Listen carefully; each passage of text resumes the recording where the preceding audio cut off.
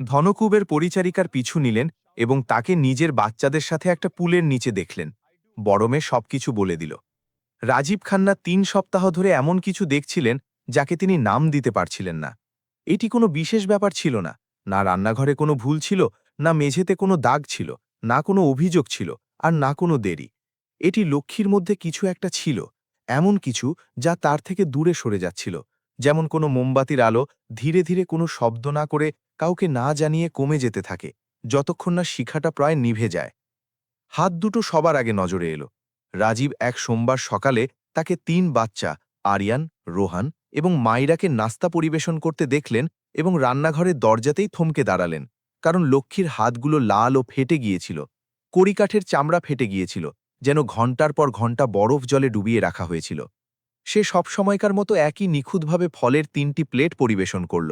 আরিয়ানের জন্য কলার টুকরো, রোহানের জন্য আপেলের কিউব এবং মাইরার জন্য বীজহীন আম। কিন্তু চামচ রাখার সময় তার হাত কাঁপছিল এবং ব্যথায় তার আঙুলগুলো দুমড়ে মুচড়ে বন্ধ হয়ে আসছিল। তারপর ছিল তার চোখ দুটো। লক্ষ্মীর চোখের নিচে সবসময় থাকা কালো দাগগুলো একজন কর্মজীবী মহিলার সাধারণ কালো দাগ। সকাল ৬টা থেকে সেগুলো কিছুটা আলাদা হয়ে গিয়েছিল। কিছু একটা গভীর, আরও কালো, এমন এক ক্ষতের রঙের মতো যা কখনো সারে না। চোখ দুটো মুখমণ্ডলের ভেতরে বসে গিয়েছিল, যেন মাথার খুলি তার বাকি অংশকে শুষে নিচ্ছে।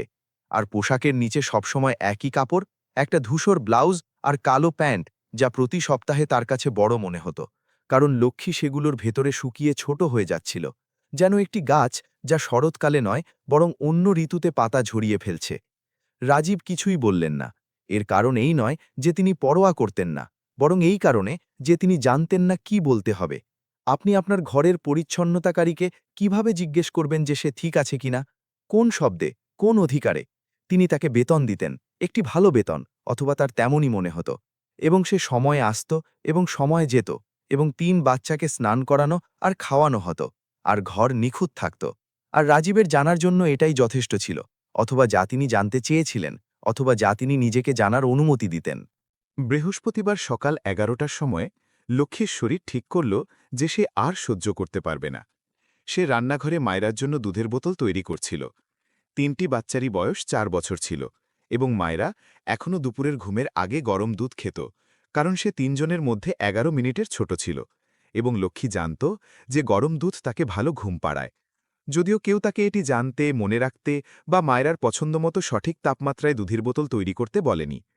লক্ষ্মী উনুনের সামনে দাঁড়িয়েছিল, এক হাতে দুধ নাড়ছিল, অন্য হাতে কাউন্টারের কিনারা ধরেছিল, কারণ সকাল থেকেই তার পা কাঁপছিল, এবং রান্নাঘরের মেঝে তার নিচে এমনভাবে দুলছিল যেন বাড়িটি একটি জাহাজের ওপর আছে। প্রথমে দুধের বোতল পড়ল, তারপর হাঁটু, তারপর পুরো শরীর। লক্ষ্মীর রান্নাঘরের মেঝেতে পড়ে যাওয়ার শব্দটা ছিল শুকনো, কোনো বাধা ছাড়াই। এমন কারো পড়ে যাওয়ার শব্দ যার নিজেকে পতন থেকে বাঁচানোর মতো শক্তিও অবশিষ্ট ছিল না। টাইলসের ওপর দুধ ছড়িয়ে পড়ল।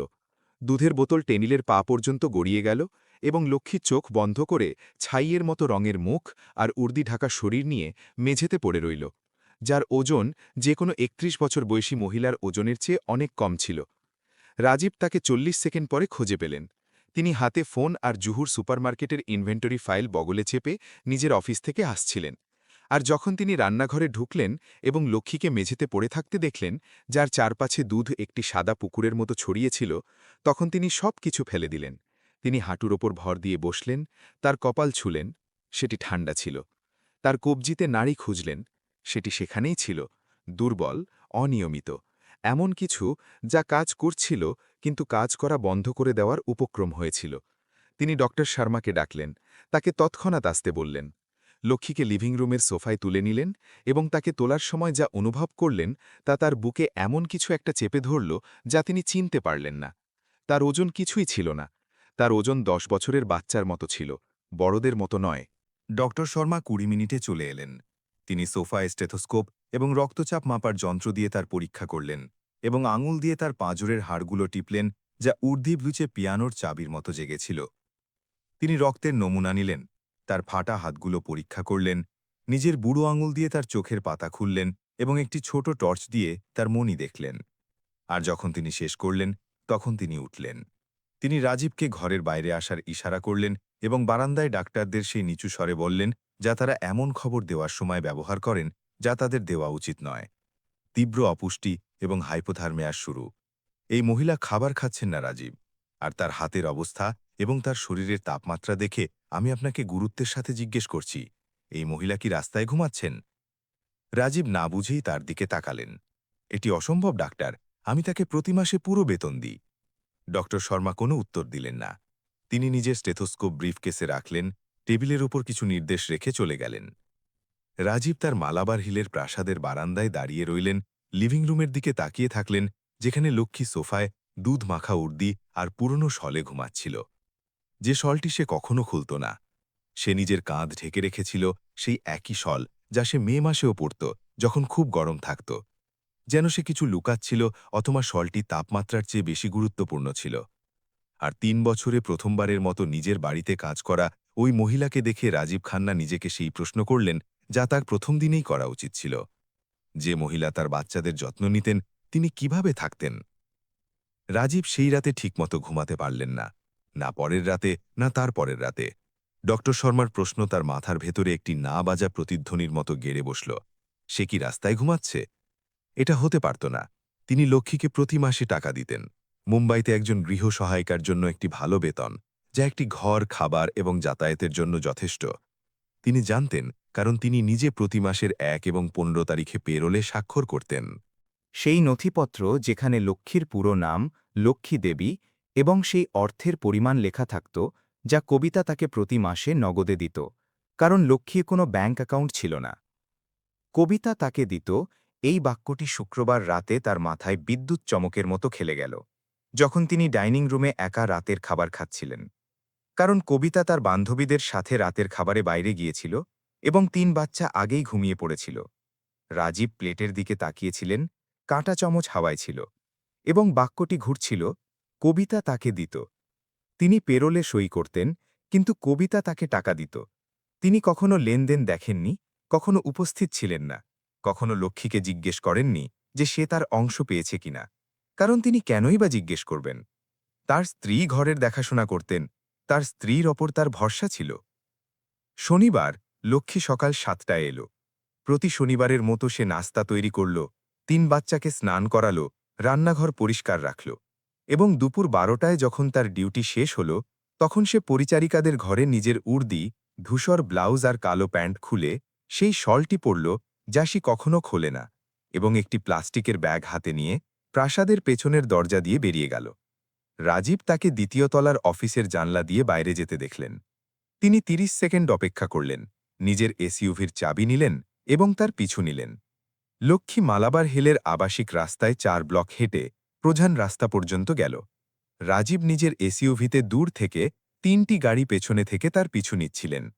একই সাথে অদ্ভুত আর অপরাধী বোধ করছিলেন। অদ্ভুত, কারণ তিনি ৪০ বছর বয়সী একজন মানুষ ছিলেন যিনি ডিটেকটিভ ফিল্মের গোয়েন্দার মতো নিজের পরিচারিকার পিছু নিচ্ছিলেন। আর অপরাধী, কারণ তাকে জানার জন্য পিছু নিতে হচ্ছিল যে সে কিভাবে থাকে। এর মানে হল, ৩ বছরে তিনি কখনো জিজ্ঞেস করার প্রয়োজন মনে করেননি। লক্ষ্মী আন্ধেরি ভার্সোভা রোডের বাসস্টপে উঠল। রাজীব নিজের এসইউভি দিয়ে তাকে অনুসরণ করলেন। বাস শহরের পূর্ব দিকে চলল, বান্দ্রা, দাদর, সিএসটি পার করল, এবং প্রতি কিলোমিটারের শাখে রাস্তাগুলো সরু হতে থাকল। ফুটপাত আরও ভাঙাচোরা হয়ে গেল, ইমারতগুলো আরও পুরনো হতে থাকল। লক্ষ্মী লাল বাহাদুর শাস্ত্রী মার্গের কাছে একটি স্টপে নামল এবং ৩ ব্লক হেঁটে অন্য একটি স্টপে গেল। সেখান থেকে সে দ্বিতীয় একটি বাসে উঠল, যা দক্ষিণ দিকে যাচ্ছিল, সেই বস্তিগুলোর দিকে যা রাজীব কেবল খবরের কাগজের খবর থেকে জানতেন, যখন বন্যা আসত বা যখন নদীতে কোনো লাশ পাওয়া যেত। দ্বিতীয় বাসটি তাকে ধারাভি বস্তির একটি কাঁচা রাস্তায় নামিয়ে দিল। রাজীব নিজের এসইউভি ২ ব্লক পেছনে দাঁড় করালেন এবং পায়ে হেঁটে তার পিছু নিলেন। ধুলোমাখা ফুটপাতে গর্ত আর নোংরা জলের কুণ্ড আর নর্দমার গন্ধের মধ্য দিয়ে যেতে থাকলেন, যা তার নাক জ্বালিয়ে দিচ্ছিল। লক্ষ্মী পেছন না ফিরে হাঁটতে থাকল।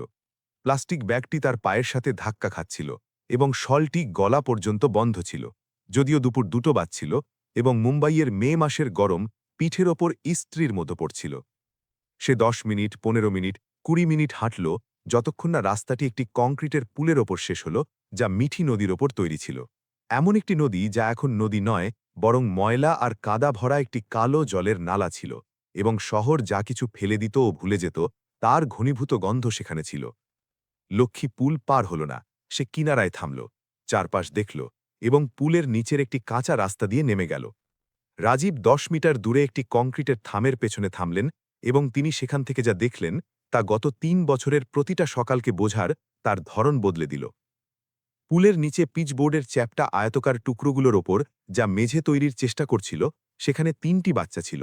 সবথেকে বড় প্রায় 7 বছর বয়সী একটি মেয়ে, যার চুল শক্ত করে বিনুনি করা ছিল এবং একটি পরিষ্কার ব্লাউজ যা তার শরীরের তুলনায় কিছুটা বড় ছিল। সে একটি উল্টানো বালতির ওপর বসে একটি ছোট ছেলের চুলে চিরুনি দিয়ে আছড়ে দিচ্ছিল, যার 3টে দাঁত ভাঙা ছিল। ছেলেটির বয়স 5 বা 6 বছর হবে এবং সে পুলের কংক্রিটের দেয়ালের সাথে হেলান দিয়ে বসেছিল। নিজের কোলে একটি খোলা খাতা আর একটি ছোট শীষহীন পেন্সিল দিয়ে কিছু লিখছিল, ঠিক তেমন একাগ্রতা নিয়ে যেমন কেউ পৃথিবীর সবথেকে গুরুত্বপূর্ণ হোমওয়ার্ক করে। আর এক কোণে খবরের কাগজে ঢাকা একটি পিচবোর্ডের বাক্সে একটি বাচ্চা ঘুমাচ্ছিল। একটি বাচ্চা শলে ঢাকা ছিল। সেই শল, রাজীবের মানে বোঝার আগেই সেটি চিনতে পারলেন। এটি সেই একই শল যা লক্ষ্মীপ্রাসাদে প্রতিদিন পরত, সেই একই শল যা সে কখনো খুলত না, সেই শল যাকে ঘরের সব কর্মচারীরা একটি নিরীহ অদ্ভুত অভ্যাস মনে করত। লক্ষ্মী আর তার শল, মে মাসেও সে এটি খোলে না। সেই শল যা দিনের বেলা লক্ষ্মীর কাঁধ ঢেকে রাখত যখন সে মেঝে পরিষ্কার করত আর দুধের বোতল তৈরি করত, আর 3 বাচ্চাকে স্নান করাত। রাতে সেটি একটি বাচ্চার শরীরকে ঢেকে রাখত যে একটি পুলের নিচে পিচবোর্ডের বাক্সে ঘুমাচ্ছিল। বাচ্চারা লক্ষ্মীকে দেখল এবং তার দিকে দৌড়ে এলো। 2 বড় বাচ্চা, মেয়েটি চিরুনি ছাড়ল, ছেলেটি খাতা বন্ধ করল। তারা সেই বাচ্চাদের গতিতে দৌড়াল যারা ঘন্টার পর ঘন্টা অপেক্ষা করে থাকে, এবং যখন সেই মানুষটিকে দেখতে পায় যার জন্য তারা অপেক্ষা করছিল, তখন নিজেদের আটকে রাখতে পারে না। লক্ষ্মী ঝুঁকে পড়ল এবং দুজনকে একসাথে জড়িয়ে ধরল। একটি শক্ত ক্ষুধার্ত আলিঙ্গন, এমন কারো আলিঙ্গন যে 12 ঘন্টা ধরে তাদের দেখেনি, যাদের সে সবথেকে বেশি ভালোবাসে, এবং যে প্রতিবার যখন তাদের ছেড়ে যায় তখন জানে না যে সে সবকিছু আগের মতো পাবে কিনা। মেয়েটি প্রথমে আলাদা হল। সে এক কোণে গেল যেখানে একটি বালতিতে জল আর একটি প্লাস্টিকের কাপ ছিল, এবং কাপ ভরে ফিরে এলো। মা, আমরা তোমার জন্য নাস্তার রুটি বাঁচিয়ে রেখেছি, ওগুলো নীল ব্যাগে আছে। লক্ষ্মী জল খেল, মেয়ের মাথায় হাত বুলিয়ে দিল, এবং তারপর সেই প্লাস্টিকের ব্যাগটি খুলল যা সে প্রাসাদ থেকে এনেছিল, এবং তা থেকে খাবারের একটি থার্মোকলের বাক্স বের করল। রাজীব সে কি চিনতে পারলেন। এটি সেই একই দুপুরের খাবার যা লক্ষ্মী নিজে প্রতিদিন প্রাসাদের রান্নাঘরে তৈরি করত। সেই প্লেট যা সে দুপুরে পরিবেশন করত যখন 3 বাচ্চা দুপুরের ঘুমে থাকত। সেই প্লেট যা রাজীব রান্নাঘরের কাউন্টারে শত শতবার দেখেছিলেন, একবারও না জিজ্ঞেস করে যে লক্ষ্মী সেটি খেত কিনা। সে সেটি খেত না, সে সেটি ব্যাগে রাখত এবং এখানে নিয়ে আসত। লক্ষ্মী বাক্সটি খুলল, একটি চামচ বের করল এবং প্রথমে খাতাওয়ালা ছেলেটিকে খাওয়াতে শুরু করল, তারপর মেয়েটিকে। চামচ চামচ করে খাবারগুলো এমন নিখুঁতভাবে ভাগ করছিল যেমন কেউ জানে যে প্রত্যেকে কতটা খায় এবং কতটা বাঁচাতে হবে যাতে তা সবার জন্য যথেষ্ট হয়। আর সে নিজে খেল না। সে একবারও চামচ নিজের মুখে দিল না। সে সেই রুটিগুলো ভেঙে নিল যা মেয়েটি নাস্তা থেকে বাঁচিয়েছিল, ঠান্ডা আর শক্ত রুটি যা দুপুর পর্যন্ত একটি পুলের নিচে প্লাস্টিক ব্যাগে ছিল, এবং সেগুলোকে সবজির ঝোলে ডুবিয়ে নরম করল আর প্রত্যেককে একটি করে দিল। আর যখন 2 বাচ্চা খেয়ে নিল, তখন লক্ষ্মী পিচবোর্ডের বাক্সের কাছে গেল। বাচ্চাকে জাগানোর সময় সাবধানে তুলে নিজের বুকে জড়িয়ে ধরল এবং চামচ দিয়ে তাকে ঝোলের অবশিষ্ট অংশ খাওয়ালো। ছোট ছোট চামচ যা এমন একটি বাচ্চাকে দেওয়া হয় যে সবেমাত্র শক্ত খাবার শুরু করেছে। ছোট ছোট চামচ যা বাচ্চাটি আধো ঘুমে চোখ বন্ধ করে আর মুখ নিজে থেকে খুলে গ্রহণ করছিল। রাজীব থামের পেছনে কংক্রিটে হাত রেখে দাঁড়িয়েছিলেন এবং তার চোয়াল এত শক্তভাবে বন্ধ ছিল যে তার দাঁত ব্যথা করছিল। তিনি যা দেখছিলেন তা দারিদ্র্যের দৃশ্য ছিল না, তা ছিল একটি পদ্ধতি, বেঁচে থাকার একটি সুসংগঠিত পদ্ধতি যা বারবার করা জিনিসের নিখুঁততায় কাজ করছিল। বাঁচিয়ে রাখা রুটি, বালতিতে জল, ক্রমানুসারে ভাগ করা খাবার, শেষে বাচ্চা, একটি পদ্ধতি যা লক্ষ্মী তার 3 বাচ্চাকে পুলের নিচে বাঁচিয়ে রাখার জন্য তৈরি করেছিল।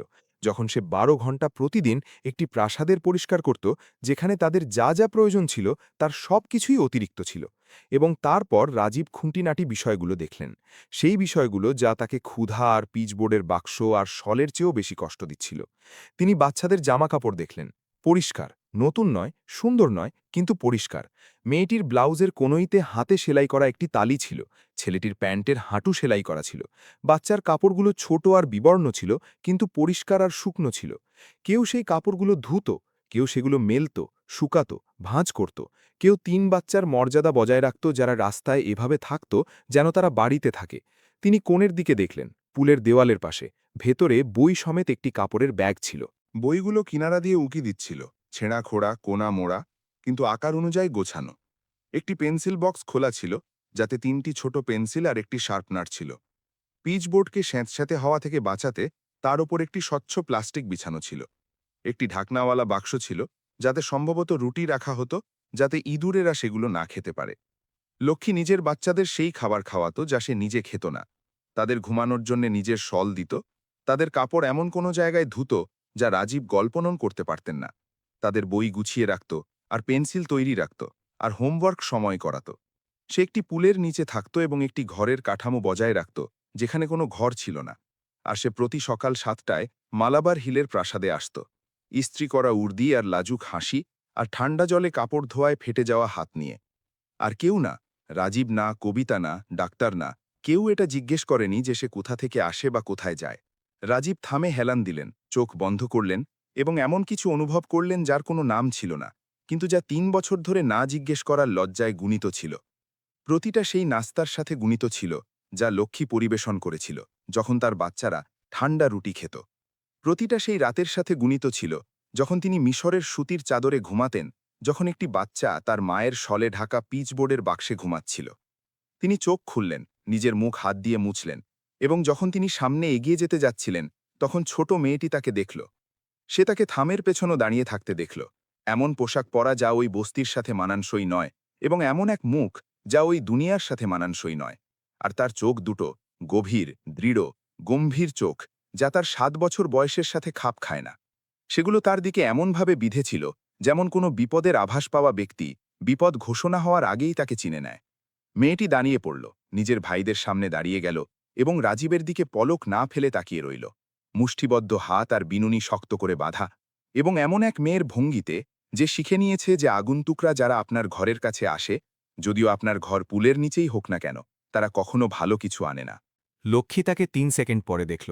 সে তখন মেঝের উপর বসে ছোট সন্তানকে কোলে নিয়ে ঝোলের শেষ চামচগুলো খাওয়াচ্ছিল। তখন সে তার মেয়ের শরীরে পরিবর্তন অনুভব করল, তার শক্ত হয়ে যাওয়া ভঙ্গি, তার মুষ্টি। সে নিজের দৃষ্টি ওপরে তুলল, যেখানে মেয়েটি তাকিয়েছিল। আর যখন সে রাজীব খান্নাকে পুলের থামের পেছনে নিজের ড্রেস শার্ট আর চামড়ার জুতো আর এমন এক মানুষের মুখের সাথে দাঁড়িয়ে থাকতে দেখল যে এইমাত্র এমন কিছু দেখেছে যা সে বিশ্বাস করতে পারছে না, তখন তার মুখ থেকে রং এমনভাবে চলে গেল যেমন জল নর্দমা দিয়ে বয়ে যায়। সে পিচবোর্ড থেকে উঠল, ছোট সন্তানটি তখনও তার বাহু ডরেছিল। বাচ্চাটি নাড়াচাড়ায় জেগে গেল এবং এক ধীর শব্দ করতে লাগল, কান্না নয়, বরং অভিযোগ। ১.৫ বছর বয়সী বাচ্চার অভিযোগ, যে ঘুমাচ্ছিল এবং এখন অনুভব করছিল যে তার মায়ের শরীরে কিছু একটা বদলে গেছে। উত্তেজনা, কম্পন, হৃৎপিণ্ড এত দ্রুত স্পন্দিত হচ্ছিল যে বাচ্চাটি নিজের কানে তা অনুভব করতে পারছিল। সাহেব, লক্ষ্মী বলল, এবং শব্দটা ভেঙে বেরোল, ভয়ে আধো ভেঙে যাওয়া, এমন কারো চরম ভয় যে এইমাত্র তার শেষ আশ্রয়টুকু হারিয়ে ফেলেছে, সেই রহস্য যা সব কিছু ধরে রেখেছিল। সাহেব, দয়া করে আমাকে চাকরি থেকে বের করে দেবেন না। আমি জানি আমার আপনাকে বলা উচিত ছিল। আমি জানি আমার এটা বলা উচিত ছিল যে আমার বাচ্চা আছে, আর আমরা থাকি।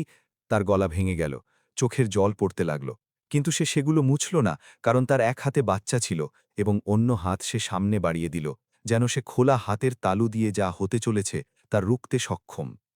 যদি আপনি জানেন যে আমি এভাবে থাকি, তবে আপনি ভাববেন যে আমি একজন খারাপ মা, যে আমি আপনার বাচ্চাদের যত্ন নিতে পারি না। যদি আমি আমার বাচ্চাদের যত্ন নিতে না পারি, আর আমার এই চাকরিটা দরকার সাহেব, এই চাকরিটাই আমার কাছে সবকিছু। যদি আপনি এটা কেড়ে নেন, তবে আমাদের কাছে আর কিছুই থাকবে না, কিছুই না। রাজীব জবাব দিলেন না। এই কারণে নয় যে তিনি চান না, বরং এই কারণে যে তিনি পারছিলেন না। তার চোয়াল বন্ধ ছিল এবং তার চোখ লক্ষ্মীর সামনে কোনো জিনিসের উপর আটকে ছিল, এমন কিছু যা লক্ষ্মীর কথা বলার আগেই তার নজর কেড়ে নিয়েছিল এবং যা এখন তার চেতনার পুরো স্থান দখল করেছিল। মেয়েটি, পূজা, রাজীব আর তার ভাইয়েদের মাঝে দাঁড়িয়েছিল। তার খালি পা ভেজা মাটির উপর ছিল, এবং তার হাত পাশে কিছুটা খোলা ছিল।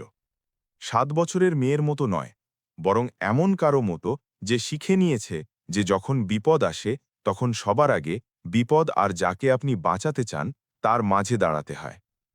তার পেছনে ছোট ভাই পুলের দেওয়ালের সাথে সেটে বসেছিল, খাতা বুকে চেপে রাজীবকে বড় বড় চোখে দেখছিল। এমন বাচ্চার স্থিরতার সাথে যে শিখে নিয়েছে যে যখন কোনো আগন্তুক আসে তখন নড়াচড়া না করাই সবথেকে ভালো। আর তার পেছনে এখন বাচ্চার অনুপস্থিতিতে পিচবোর্ডের বাক্সে খবরের কাগজের ওপর শলটি কুঁকড়ে পড়েছিল, যেন এমন কোনো কিছুর প্রমাণ যা রাজীব এখনও বুঝে ওঠার চেষ্টা করছিলেন। পূজা তার দিকে তাকালো। সে তার দিকে সরাসরি তাকালো, চোখ নিচু না করে, পিছিয়ে না গিয়ে, এমন এক নজরে যা কোনো বাচ্চার নয়, বরং এমন কারো যাকে সময়ের আগে বড় হতে হয়েছে, কারণ পরিস্থিতি তাকে অন্য কোনো বিকল্প দেয়নি। আর যখন সে কথা বলল তখন তার গলা দৃঢ় শোনা গেল, এমন একভাবে যা তার বয়স, তার আকার, তার পায়ে লেগে থাকা কাদা বা তার মাথার ওপরের পুলের সাথে মানানসই ছিল না। যদি আপনি আমার মায়ের ওপর চিৎকার করতে চান, তবে আমার ওপর চিৎকার করুন। রাজীব পলক ফেললেন।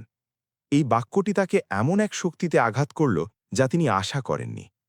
শব্দের কারণে নয়, বরং যেভাবে সে কথাগুলো বলেছিল, বিনা দ্বিধায়, বিনা কম্পনে, এমন কারো পূর্ণ বিশ্বাসের সাথে যে একটি সিদ্ধান্ত নিয়েছে এবং যা এরপর যাই হবে তা পাল্টাবে না। তিনি আপনার জন্য সারা দিন কাজ করেন, পূজা আরও বলল, নিজের পা সেই জায়গা থেকে না নড়িয়ে যেখানে সে দাঁড়িয়েছিল। তিনি সকাল 6টায় বেরিয়ে যান, যখন এখনও অন্ধকার থাকে, এবং সন্ধে 7টায় ফিরে আসেন, যখন আবার অন্ধকার হয়ে যায়। তিনি আমাদের নিজের খাবার দিয়ে দেন, আমাদের নিজের কম্বল দিয়ে দেন। মেয়েটি না ঘুরেই বাক্সের ভেতরে শলটির দিকে ইশারা করল, কারণ ঘোরার মানে হবে রাজীবের দিক থেকে নজর সরিয়ে নেওয়া, আর পূজা তার দিক থেকে নজর সরাবে না। তিনি ঘুমান না, আমি তাকে রাতে শুনতে পাই। তিনি তখন ঘুমান যখন আমরা ঘুমিয়ে পড়ি, আর আমাদের জাগার আগেই উঠে পড়েন। তিনি পিচ বোর্ডের ওপর কিছুই ছাড়া ঘুমান, কারণ তার কাছে যা কিছু আছে তা তিনি আমাদের দিয়ে দেন। লক্ষ্মী বাচ্চাকে বাহুডোরে নিয়ে এক পা এগিয়ে এলো। পূজা, চুপ করো বেটি, সাহেবের সাথে এভাবে কথা বলো না। না মা, পূজা না ঘুরেই বলল, আপনি সবসময় আমাকে চুপ থাকতে, কিছু না বলতে, সহ্য করতে বলেন, কিন্তু আমি চুপ থাকব না। মেয়েটি আবার রাজীবের দিকে তাকালো। চোখের জল ঝরছিল, কিন্তু তার গলা কাঁপছিল না। যেন চোখের জল আর কণ্ঠস্বর দুটো আলাদা জিনিস, যা একে অপরকে প্রভাবিত না করে একসাথে কাজ করতে পারে। আমার মা খারাপ নন, সাহেব। খারাপ সেই লোকেরা যারা তাকে আগের বাড়ি থেকে বের করে দিয়েছে। আমার মা প্রতি মাসে নিজের ভাড়া দিতেন। তিনি কখনো কিছু বাকি রাখতেন না, কিন্তু 3 মাস আগে তার কাছে টাকা কম পড়ে গেল, আর বাড়ির মালিক আমাদের বের করে দিল। আমাদের আর আমার ভাইদের বাচ্চা সমেত বের করে দিল। আর আমার মা অন্য ঘর খুঁজলেন, কিন্তু পেলেন না, কারণ তার টাকা কম হয়ে গিয়েছিল সাহেব। তার টাকা 1 মাস থেকে অন্য মাসে কম হয়ে গিয়েছিল, আর তিনি জানতেন না কেন। রাজীব নিজের বুকে কিছু একটা নড়ে উঠতে অনুভব করলেন, একটি ঠান্ডা ভারী নড়াচড়া, যেন নদীর তলায় একটি পাথর সরে যাচ্ছে। তোমার কথা বলার মানে কি যে তার টাকা কম হয়ে গিয়েছিল? পূজা ভেজা চোখে কিন্তু দৃঢ়ভাবে তার দিকে তাকালো। আমার মা 12,000 টাকা কামাতেন, আমি জানি, কারণ তিনি আমাকে টাকা গুনতে শিখিয়েছেন। তিনি বলেন যে মহিলাদের সবসময় জানা উচিত তাদের কত পারিশ্রমিক দেওয়া হচ্ছে, যাতে কেউ তাদের ঠকাতে না পারে। 3 মাস আগে তিনি 6,000 পেতে শুরু করলেন, রাতারাতি অর্ধেক। রাজীবের বুকে ঠান্ডা ভাবটা আরও ভারী হয়ে গেল। এমন কিছু যা কেবল ঠান্ডা ভাব ছিল না, বরং এক এমন আশঙ্কার ছায়া যা তিনি এখন দেখতে চাচ্ছিলেন না। তোমার মা কি তোমাকে বলেছেন কেন তার বেতন কমানো হয়েছিল? আমার মা সে বিষয়ে কথা বলেন না, পূজা বলল। আমার মা এমন কোনো বিষয়ে কথা বলেন না যাতে তাকে আমাদের সামনে কাঁদতে হয়। কিন্তু আমি তাকে এক রাতে নিজের খালার সাথে ফোনে কথা বলতে শুনেছি। তিনি বললেন যে বাড়ির মালকিন তাকে জানিয়েছেন যে এখন থেকে তাকে কম বেতন দেওয়া হবে। এবং যখন আমার মা জিজ্ঞেস করলেন কেন, তখন মালকিন বললেন যে যদি তিনি অভিযোগ করেন তবে তিনি তাকে চাকরি থেকে বের করে দেবেন, আর সাহেবকে বলবেন যে তিনি চোর ছিলেন। রাজীব চোখ বন্ধ করলেন। তিনি চোখ দুটো এত জোরে বন্ধ করলেন যেন কারো এক মুহূর্তের অন্ধকারের প্রয়োজন, যাতে সে এমন কিছু বুঝতে পারে যা একই সময়ে খুব উজ্জ্বল আর খুব ভয়ানক। কবিতা। বাড়ির মালকিন কবিতা ছিল তার স্ত্রী, সেই মহিলা যার সাথে তিনি প্রতি রাতে ঘুমাতেন আর প্রতি সকালে নাস্তা করতেন, এবং যার সাথে তার 8 বছরের বিয়ে হয়েছিল। সে লক্ষ্মীর বেতন অর্ধেক করে দিয়েছিল। তাকে না জানিয়ে সে পার্থক্যের টাকা নিজের পকেটে ভরে নিয়েছিল।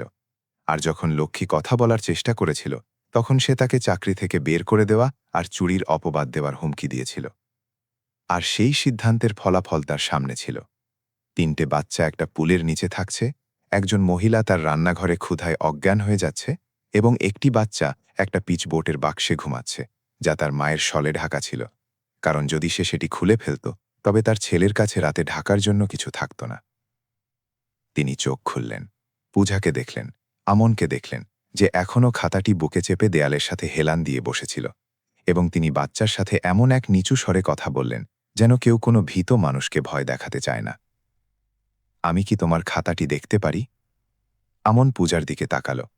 পূজা তার দিকে তাকালো, এবং প্রায় এক অদৃশ্য মাথা নেড়ে সায় দিল। ভাই বোনদের মধ্যে এক মৌন অনুমতি।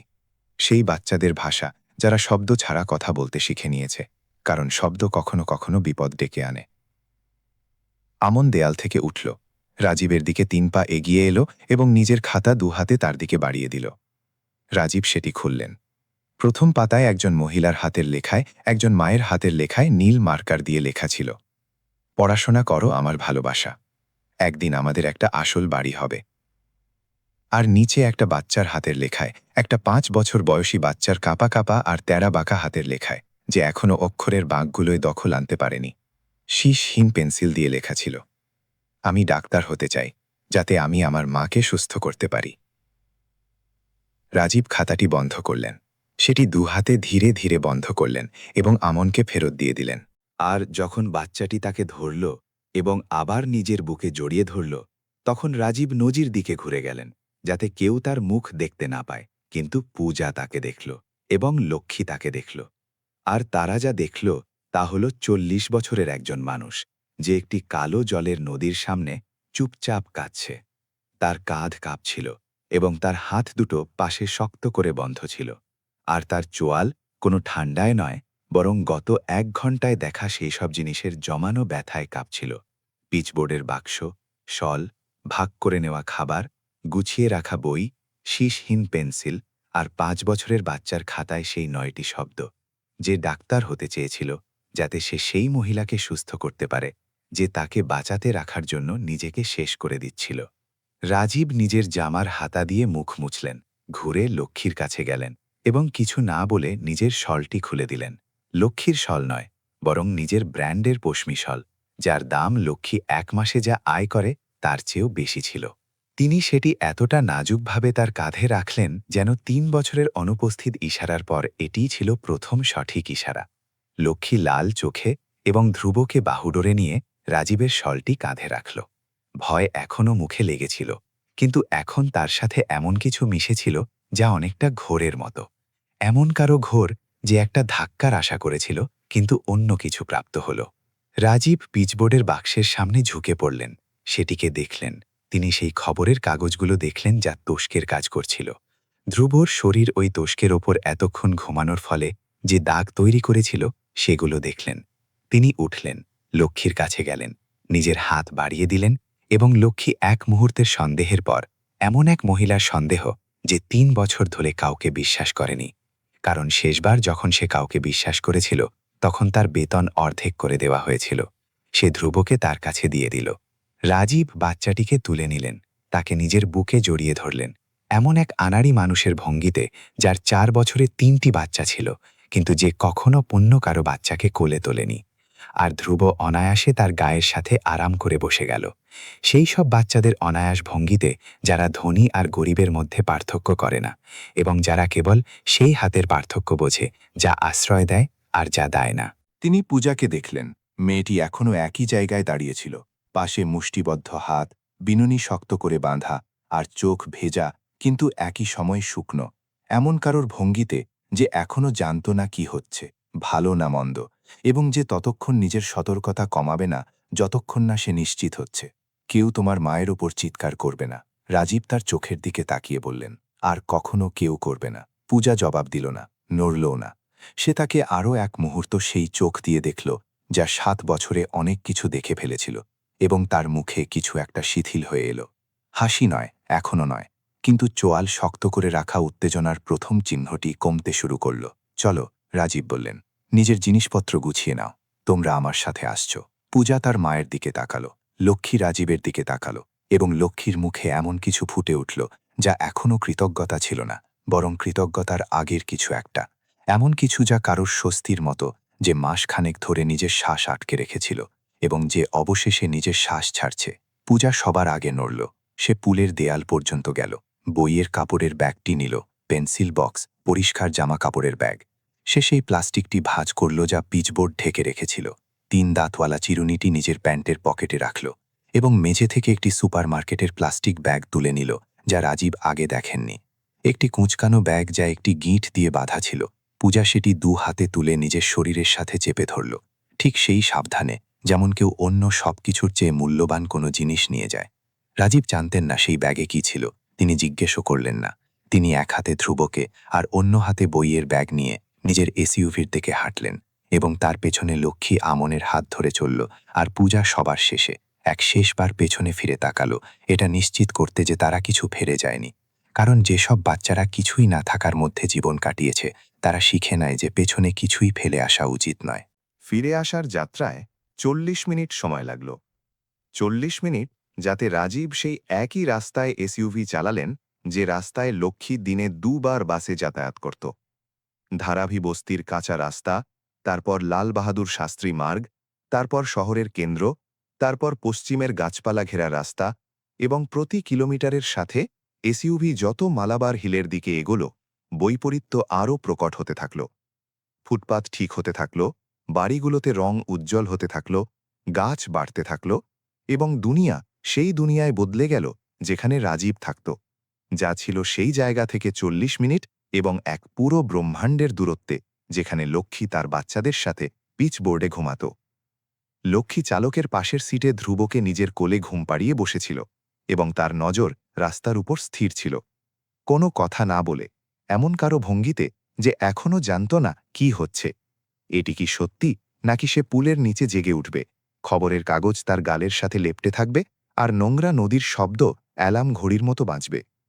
পেছনে আমন নিজের কোলে খাতা নিয়ে বসেছিল এবং তার মুখ জানলার সাথে লেগেছিল। পেরিয়ে যাওয়া বাড়িগুলোকে গোল গোল চোখে দেখছিল, কারণ 5 বছরের একটি বাচ্চা যে পুলের নিচে ঘুমায়, সে জানে না যে বাগান আর গ্যারেজ আর সাদা রঙের দেয়ালওয়ালা বাড়ি অস্তিত্বশীল। আর হঠাৎ এই সব জানতে পারা, যখন এসইউভি 60 কিমি প্রতি ঘন্টা বেগে চলছে, তা ছিল এমন যেন এটা জানা যে দুনিয়া তার কল্পনার চেয়ে অনেক বেশি বড় আর অন্যায়পূর্ণ। আর পূজা রাজীবের পেছনে চুপচাপ বসেছিল, তার কোলে সুপারমার্কেটের ব্যাগ আর ব্যাগের ওপর হাত, এবং তার নজর সামনে, বাড়িগুলোকে না দেখে, বাগান না দেখে, কিছুই না দেখে, যা আমন বিস্ময় নিয়ে দেখছিল। কারণ পূজার বয়স 7 বছর ছিল, কিন্তু তার নজর এমন ছিল যেন সে দুনিয়া নিয়ে বিস্ময় প্রকাশ করা সেই দিনই বন্ধ করে দিয়েছিল, যেদিন একজন মানুষ তাদের ঘরের দরজা খটখট করেছিল এবং বলেছিল যে তাদের বেরিয়ে যাওয়ার জন্য 24 ঘন্টা সময় আছে। কত সময় ধরে আপনারা ওখানে থাকছেন? রাজীব রাস্তা থেকে নজর না সরিয়ে জিজ্ঞেস করলেন। লক্ষ্মী জবাব দিল না। সে ধ্রুবকে নিজের বুকের সাথে চেপে ধরল এবং জানলার বাইরে তাকাল। আর যে নিস্তব্ধতা সে রেখে গেল, তা ছিল এমন এক মহিলার নিস্তব্ধতা যে জানত না তাকে কি বলতে হবে, কারণ এটি জোরে বললে এটি আরও বেশি বাস্তব হয়ে ওঠে। 3 মাস, পূজা পেছনের সিট থেকে বলল। 87 দিন, আমি গুনছি। রাজীব রিয়ার ভিউ মিরার ঠিক করে মেয়েটির দিকে তাকালেন। তুমি ওগুলো গুনছ? প্রতি রাতে ঘুমানোর আগে আমি পুলের দেয়ালে একটা পাথর দিয়ে একটা রেখা টানি। পূজা ঠিক সেই সহজভাবে বলল, যেমন কেউ প্রতিদিন করা কোনো কাজের কথা বলে, যেমন দাঁত মাজা বা চুল আঁচড়ানো। শুধু তফাৎ এই যে সে প্রতিদিন যা করত তা হলো রাস্তায় কাটানো দিনগুলোকে গুনে রাখা। আমার মা জানেন না আমি এটা তখন করি যখন তিনি ঘুমিয়ে পড়েন। পূজা, লক্ষ্মী নিচু স্বরে না ঘুরেই বলল, 87টা রেখা মা, 87 দিন পিচবোর্ডে ঘুমানো। যে নিস্তব্ধতা এলো তা পুরো এসইউভিকে ঘিরে ফেলল। রাজীব স্টিয়ারিং হুইল শক্ত করে ধরলেন। পূজা বলতে থাকল, কারণ কেউ তাকে বলেনি, বরং এই কারণে যে সে 87 দিন ধরে চুপ ছিল এবং বাঁধ ভেঙে গিয়েছিল, আর জল সেই সব জমানো শক্তির সাথে বেরিয়ে আসছিল যা সে চেপে রেখেছিল। আগে আমরা ঘাটকোপার বস্তির একটি ঘরে থাকতাম, পূজা বলল।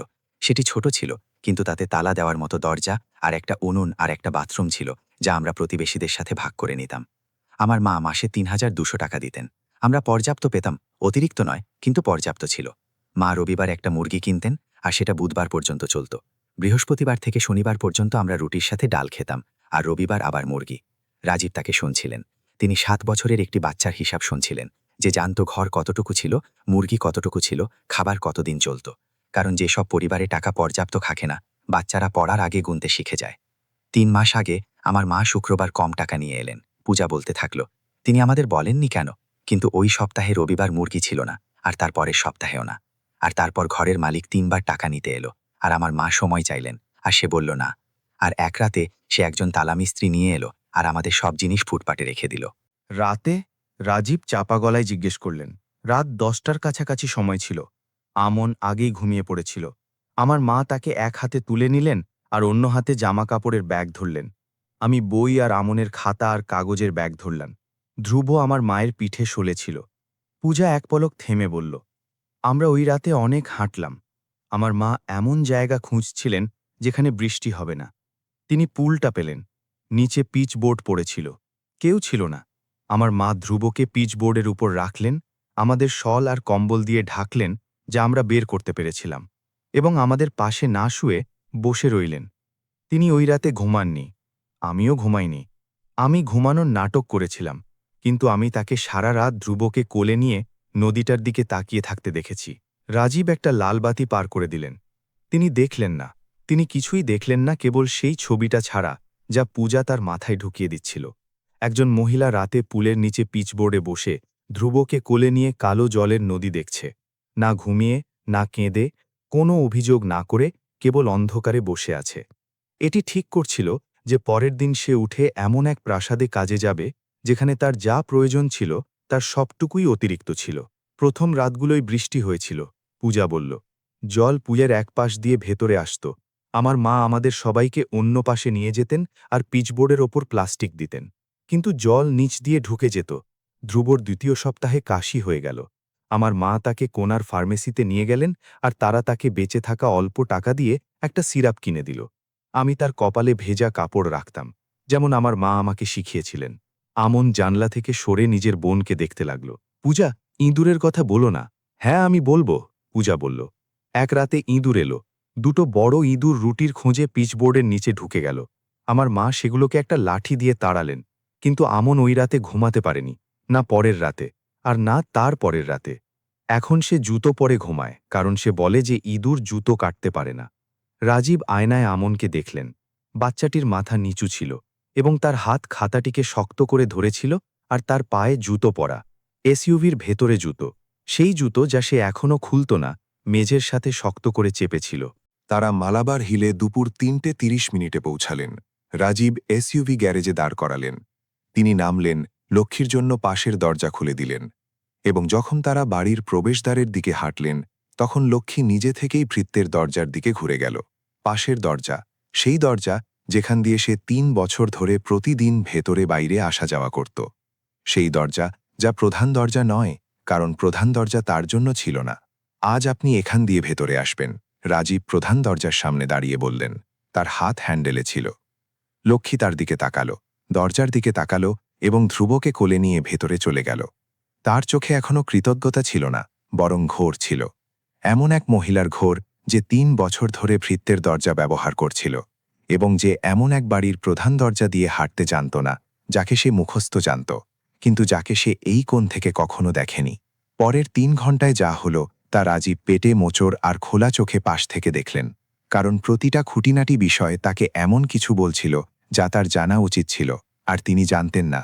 লক্ষ্মী ৩টি বাচ্চাকে গেস্ট রুমের বাথরুমে স্নান করালো, এক এক করে গরম জল দিয়ে, যা বাচ্চারা কোনো অসাধারণ জিনিসের মতো স্পর্শ করল। আমন নিজের হাত জলের ধারার নিচে রাখল, এবং নিজের মাকে এমন এক অভিব্যক্তি নিয়ে দেখল যা রাজীব কখনো ভুলবেন না। ৫ বছরের বাচ্চার অভিব্যক্তি, এটা আবিষ্কার করা যে জল গরমও বেরোতে পারে। পূজা নিজের চুল নিজে ধুলো, শাওয়ারে দাঁড়িয়ে চোখ বন্ধ করে, আর মাথা পেছনে হেলিয়ে শ্যাম্পু ঘষল বড়দের দক্ষতায়, কারণ পূজা মাসখানেক ধরে শ্যাম্পু আর গরম জল আর শাওয়ার ছাড়া ছিল।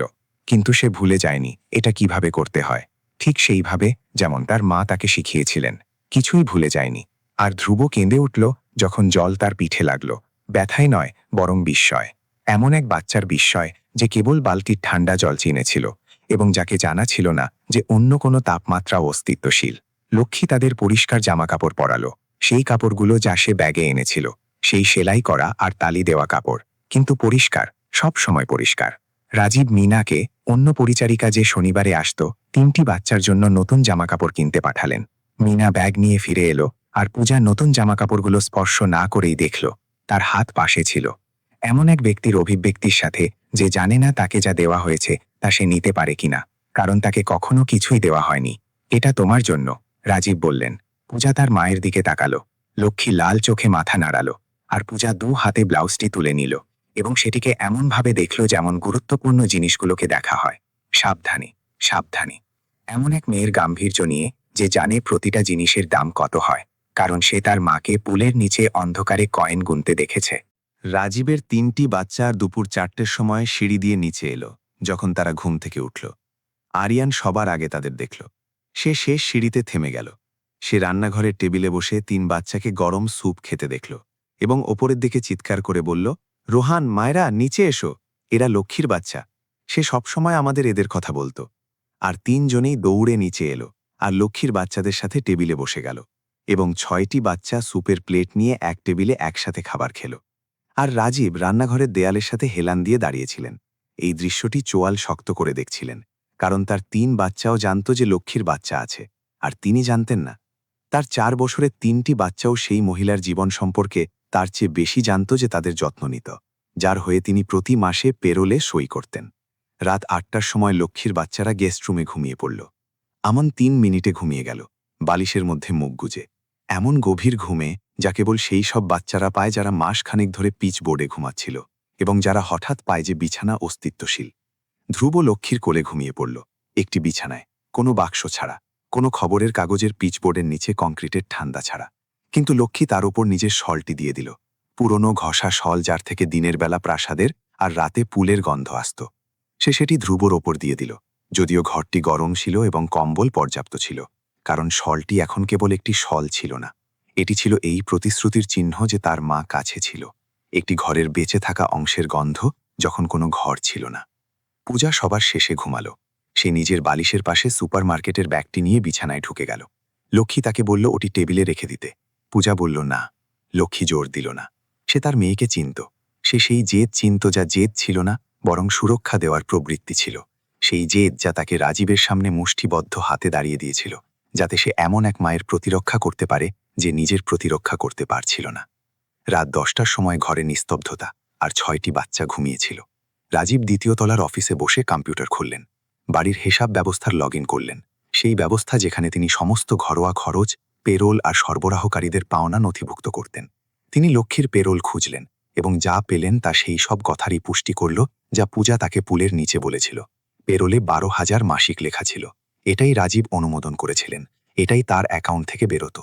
কিন্তু যখন তিনি কবিতা দ্বারা পরিচালিত খরচের ফাইল খুললেন, বাড়ির পরিবর্তনশীল খরচের ফাইল, যাতে সুপারমার্কেটের কেনাকাটা, মালি, ড্রাই ক্লিনিং আর কর্মচারীদের নগদে পাওনা অন্তর্ভুক্ত ছিল, তখন তিনি এমন কিছু পেলেন যা সেখানে থাকা উচিত ছিল না।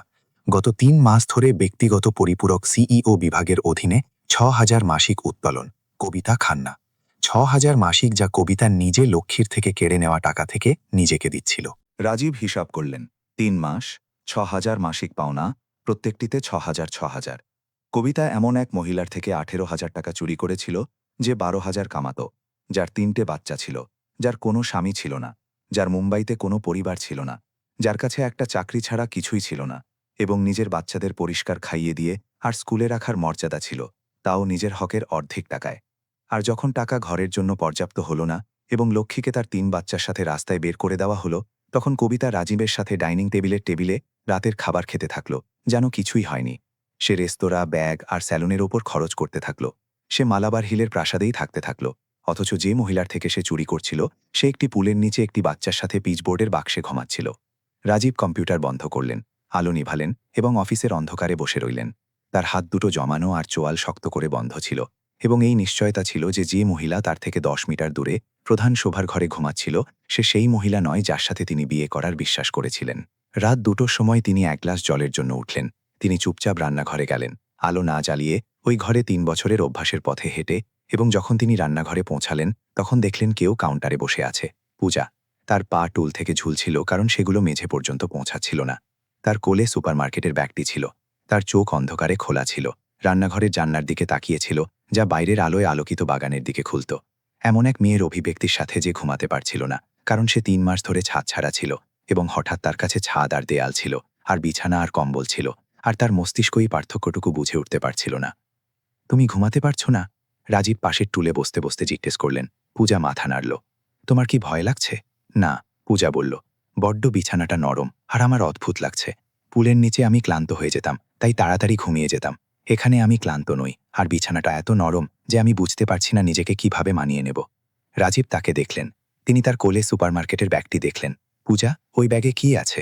পূজা ব্যাগটি শক্ত করে ধরল। সে তাকে ছোট করে দেখল, তাকে মেপে নিচ্ছিল, তাকে যাচাই করছিল, যেমন কেউ বিশ্বাস না করতে শিখেছে, এবং যার এটা ঠিক করার জন্য এক মুহূর্তের প্রয়োজন যে এবার কি আলাদা কিছু হতে চলেছে।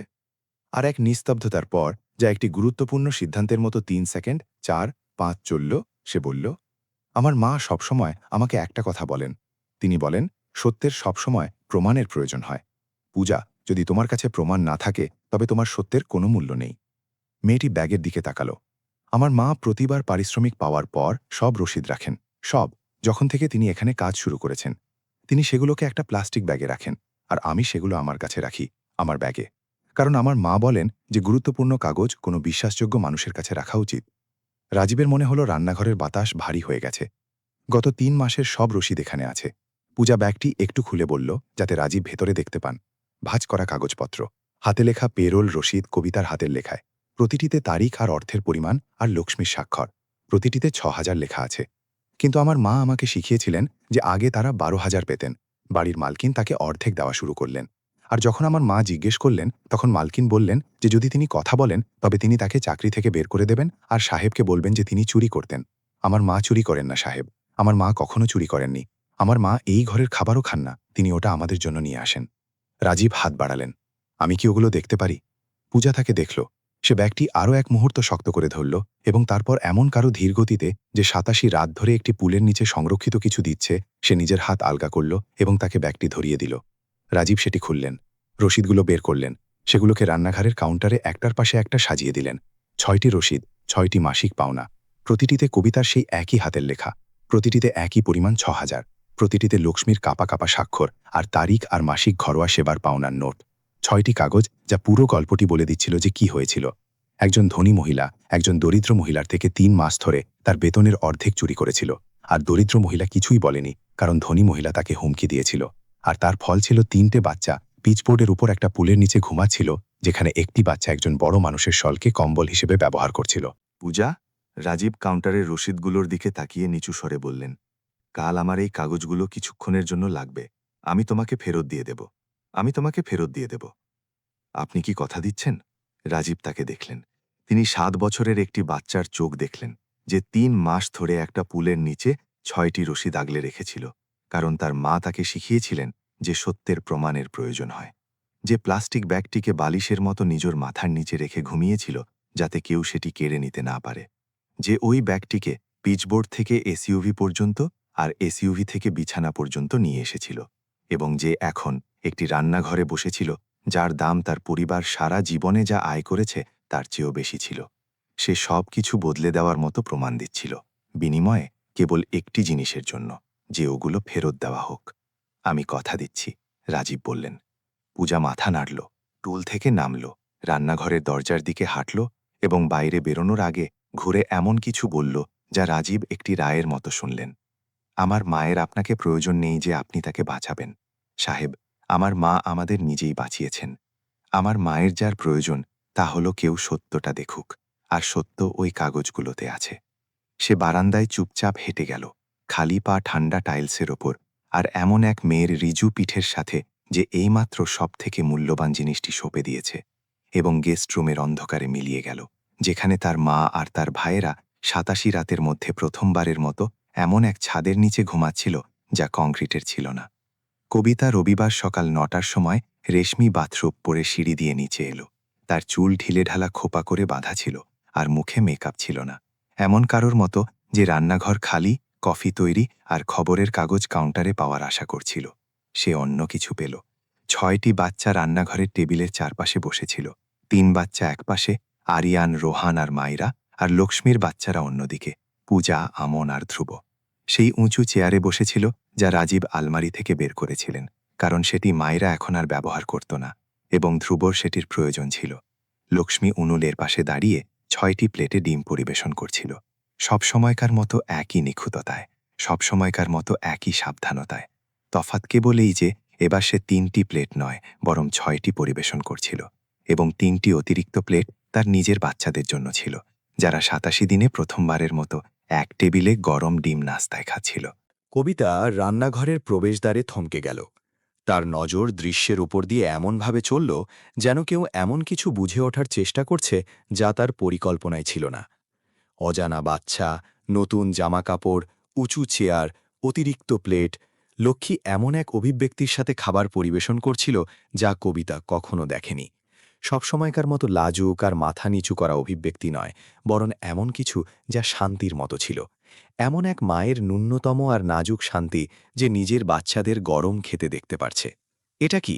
কবিতা এমন এক স্বরে বলল, যা এখনও চিৎকার ছিল না, কিন্তু যাতে আগে থেকেই এমন কিছু তীক্ষ্ণতা ছিল যা শীঘ্রই হতে চলেছে।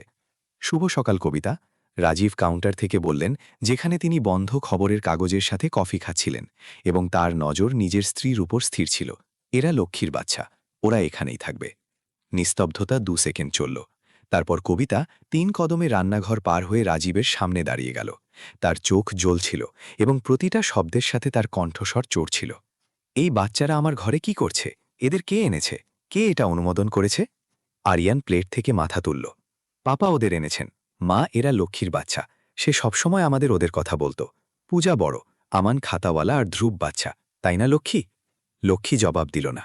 সে নিজের কড়াই হাতে নিয়ে আর চোখ মেঝের উপর টিকিয়ে উনুনের পাশে দাঁড়িয়ে রইল, কারণ রান্নাঘরে কবিতার উপস্থিতি তার মধ্যে সেই প্রতিক্রিয়া সক্রিয় করে দিয়েছিল যা গত 3 মাস ধরে প্রতিবার তার কাছে থাকার সময় সক্রিয় হচ্ছিল।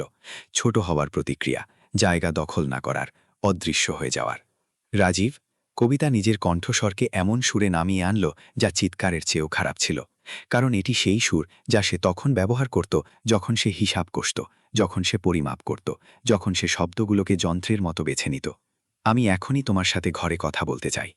রাজীব কফি কাউন্টারে রাখলেন, উঠলেন, ঘরে গেলেন। কবিতা তাদের পেছনে দরজা বন্ধ করে দিল, এবং রাজীবের বসার আগেই সে এত দ্রুত কথা বলছিল যেন কারো গল্পের ওপর নিয়ন্ত্রণ করার প্রয়োজন তার হাত থেকে বেরিয়ে যাওয়ার আগে। আমি জানি না ওই মহিলা তোমাকে কি বলেছে বা সে তোমার কাছে কি গল্প ফেদেছে, কিন্তু এই বাচ্চারা এখানে থাকতে পারবে না। এটা আমাদের বাড়ি রাজীব, আমাদের পরিবারের। এটা কোনো আশ্রয় নয়। পরিচারিকার বাচ্চাদের জন্য এটা কোনো শরণার্থী শিবির নয়। যদি লক্ষ্মীর ব্যক্তিগত সমস্যা থাকে তবে সে সেগুলো নিজে সমাধান করুক। আমরা তাকে কাজ করার জন্য টাকা দেই, তার পরিবারকে আমাদের সাথে রাখার জন্য নয়। আমরা তাকে কত টাকা দেই কবিতা? রাজীব জিজ্ঞেস করলেন। এই প্রশ্নটি এমন একজনের শান্ত গলা থেকে এলো যে আগে থেকেই উত্তর জানত, এবং যে এটি তথ্যের জন্য নয় বরং উত্তরদাতার প্রতিক্রিয়া দেখার জন্য জিজ্ঞেস করছিল। আর প্রতিক্রিয়া ঠিক তেমনই ছিল যা রাজীব আশা করেছিলেন। চোখের পলক পড়া, এক সামান্য প্রায় অদৃশ্য পলক, যা 1 সেকেন্ডের 10 ভাগের 1 ভাগ সময় স্থায়ী হয়েছিল, কিন্তু যাতে সব কিছু ছিল: বিস্ময়, হিসাব, এবং এমন একজনের নিজেকে গুছিয়ে নেওয়া যে এইমাত্র বুঝতে পেরেছে যে কথা সেই পথে যাচ্ছে না যা সে ভেবেছিল। 12,000 মাসিক, কবিতা আবার পলক না ফেলে বলল, যা আমরা তাকে সবসময় দিয়ে এসেছি। আর তুমি তাকে স্পষ্টতই প্রতি মাসে পুরো 12,000ই দাও? তুমি কোথায় যেতে চাও রাজীব? কবিতা বলল। রাজীব তাকে দেখলেন। তিনি তাকে এমন এক মানুষের চোখে দেখলেন যে সারা রাত কম্পিউটারে সংখ্যাগুলো যাচাই করেছে, এবং এমন একটি কলাম খুঁজে পেয়েছে যাতে ব্যক্তিগত পরিপূরক সিইও লেখা ছিল, এবং যাকে এখন নিজের স্ত্রীর মুখ থেকে ডাহা মিথ্যা শুনতে হচ্ছিল, তার আগে যে তিনি তাকে সত্য দিয়ে ধ্বংস করে দেবেন। কোথাও না, রাজীব বলবেন। আমি শুধু এটা নিশ্চিত করতে চাইছিলাম যে তুমি তাকে পুরো 12,000ই দাও। হ্যাঁ রাজীব, পুরো 12,000। সন্তুষ্ট? রাজীব মাথা নাড়লেন। তিনি এই বিষয়ে আর কিছু বললেন না, এবং এই নিস্তব্ধতা, এক সুপরিকল্পিত নিস্তব্ধতা, এমন একজনের যার কাছে প্রমাণ ছিল কিন্তু যে সেগুলো এখনও না দেখানোর সিদ্ধান্ত নিয়েছিল, এটাই কবিতার সুর বদলে দিল। কারণ কবিতা নিস্তব্ধতা চিনত এবং জানত যে রাজীবের নিস্তব্ধতা তার শব্দের চেয়ে বেশি বিপজ্জনক ছিল। আমি চাই এই বাচ্চারা আজই চলে যাক, কবিতা কৌশল বদলে সরাসরি আক্রমণে ফিরে এসে বলল। আর আমি চাই লক্ষ্মী বুঝুক যে তার কাজ এই বাড়ি পরিষ্কার করা, নিজের পরিবারকে এখানে বসানো নয়। লক্ষ্মী আর তার বাচ্চারা এখানেই থাকবে, রাজীব বললেন। ওরা যদি থাকে তবে আমি চলে যাব। এটা তোমার সিদ্ধান্ত, রাজীব বললেন। কবিতা তাকে দেখল। বিবাহবিচ্ছেদের হুমকি তার সবথেকে শক্তিশালী তাস ছিল। এটা সবসময় প্রতিটা তর্কে, প্রতিটা দ্বিমতে থাকত। চলে যাওয়ার সম্ভাবনা সেই অস্ত্র ছিল যা কবিতা তখন বের করত যখন তাকে জিততে হতো, কারণ সে জানত যে রাজীব ভেঙে যাওয়াকে, কেলেঙ্কারিকে আর বিচ্ছেদের বিশৃঙ্খলাকে ভয় পেতেন। কিন্তু এবার রাজীবের মুখ বদলাল না। না তিনি উত্তেজিত হলেন, না তিনি দ্বিধা করলেন, না তিনি নজর নিচু করলেন। আর এতেই কবিতা অস্থির হয়ে গেল। আমি চলে যাব রাজীব, এবং আমি 3টি বাচ্চাকেই নিজের সাথে নিয়ে যাব। তুমি কাউকেই নিয়ে যাবে না।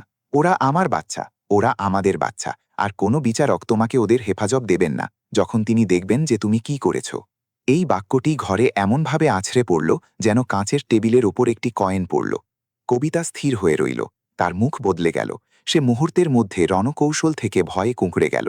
এমন একজনের তীব্র আর তীক্ষ্ণ ভয় যে এমন কিছু শুনল যা সে আশা করেনি, এবং যাকে এটা হিসাব করার জন্য 3 সেকেন্ড সময় নিতে হলো যে অন্যজন কতটুকু জানে আর কতটুকু আন্দাজ করছে। আমি জানি না তুমি কি বিষয়ে কথা বলছো, কবিতা বলল, এবং প্রথমবারের মতো তার গলা মেপে বলা বা ঠান্ডা ছিল না, বরং রক্ষণাত্মক ছিল। এমন একজনের গলা যে এমন ইট দিয়ে দেয়াল বানাচ্ছে যা তার কাছে এখনও নেই। আমার মনে হয় তুমি জানো, রাজীব বললেন। কবিতা নিজের চোয়াল শক্ত করল, নিজের ভঙ্গি বদলাল, হাত আড়াআড়ি করে ভাঁজ করল, এবং যা কিছু অবশিষ্ট ছিল তা ছুঁড়ে দিল। যদি তুমি এটার উপর জোর দাও, তবে আমি আমার উকিলকে ডাকব এবং তাকে বলবো যে পরিচারিকা আমাদের লুট করছে।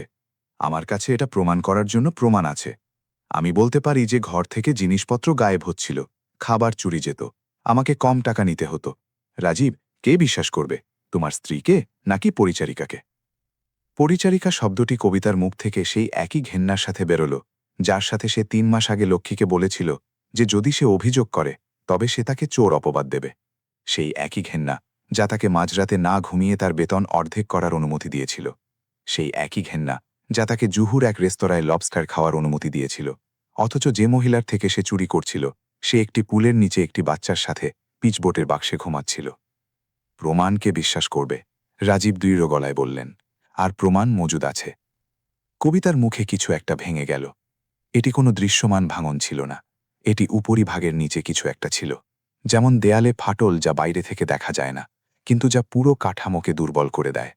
সে রাজীবের সামনে দাঁড়িয়ে রইল, হাত ভাঁজ করে, এবং চোয়াল শক্ত করে বন্ধ ছিল, আর তার চোখ দ্রুত বাম থেকে ডানে ঘুরছিল, হিসাব করতে করতে, আবার হিসাব করতে করতে একটা পথ খুঁজছিল যা সে খুঁজে পাচ্ছিল না। তুমি একটা ভুল করছো, কবিতা এমন এক গলায় বলল যা হুমকিসূচক হতে চেয়েছিল, কিন্তু যা অনেকটা পাতলা আর নাজুক শোনাল। এমন একজনের গলা যে জানে যে সে হারছে এবং সময় জেতার চেষ্টা করছে। একটা ভুল যার জন্য তোমাকে অনেক বড় দাম দিতে হবে। সে ঘুরল, ঘর থেকে বেরিয়ে গেল, সিঁড়ি দিয়ে ওপরে উঠে গেল, এবং 2য় তলা থেকে তার গলা এমন ভালে নিচে নেমে এলো যেন কেউ এটা শুনুক তা সে চাইছিল।